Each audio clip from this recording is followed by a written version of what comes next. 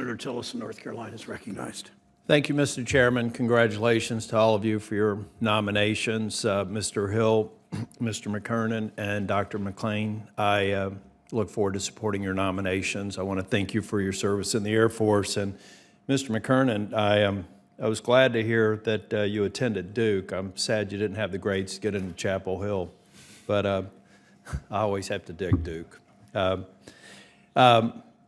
Mr. Gruen, I did not take any pleasure in the comments that I made a couple of weeks ago on what I consider to be a serious problem with what occurred last year. And on April 7, 2017, excuse me, when President Trump was calling on Senate Republicans to nuke the filibuster, I signed on to a letter specifically saying with 61 other members that we would not do that because it would destroy this institution. 4 years later, we had 5 signatories from this committee who voted to try and nuke the filibuster.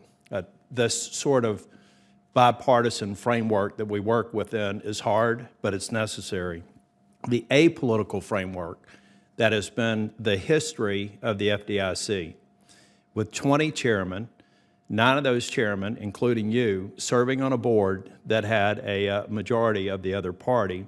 I'm sure they always didn't agree on matters, but they always agreed on trying to maintain the apolitical nature of the FDIC. So this is an unprecedented action and one that concerns me. I know you're seeking bipartisan support, but this is not about your credentials. I've spoken with a number of people, and I agree with Senator Shelby that you have the experience and you have a lot of people who respect you for your technical expertise. This has to do with a leadership decision that you consciously made that gives me concern, particularly in these times where we're looking for ways to work together. In a document on December 9th, you issued a request for public comment on the Bank Merger Act in coordination with Mr. Chopra.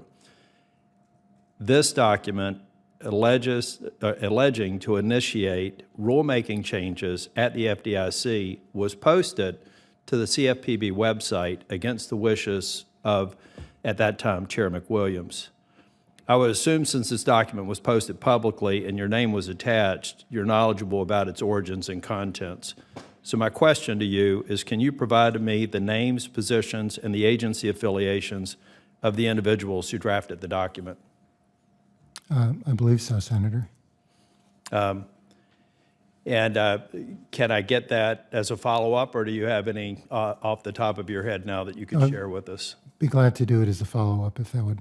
Okay, so you'll commit to making any of the staff organizations, you'll make it available to us prior to your confirmation? Yes, sir. Okay. When I also assume when you considered president when determining whether to issue the document, you've been at the FDIC since 2005, is that correct? Yes, sir. So you're familiar with the FDIC regulatory history since then. During your tenure, can you identify for me other instances when another agency publicly posted FDIC policy updates against the wishes of the FDIC chair? No, Senator. Okay. Moving beyond your tenure, the FDIC's first board was sworn in on September 11, 1933. While the CFPB had yet to be established, the FDIC's other sister agency, the OCC, was on the FDIC board from its inception. Can you provide me with instances through the 89-year history when an alleged official action of the FDIC was posted onto the OCC website or into their public record against the objection of the FDIC chair? We'll certainly check the record on that. I'm not aware of any, but we'll check the record. I think you're going to find that it's not, and again, as Senator Shelby indicated, I want to associate myself with comments made by Senator Toomey. But again, this comes down to leadership, and I feel like in the same way that if we'd voted to nuke the filibuster here, you can't unring that bell. So I have great concerns about how the FDIC is going to operate in the future. Thank you. Thanks, Senator.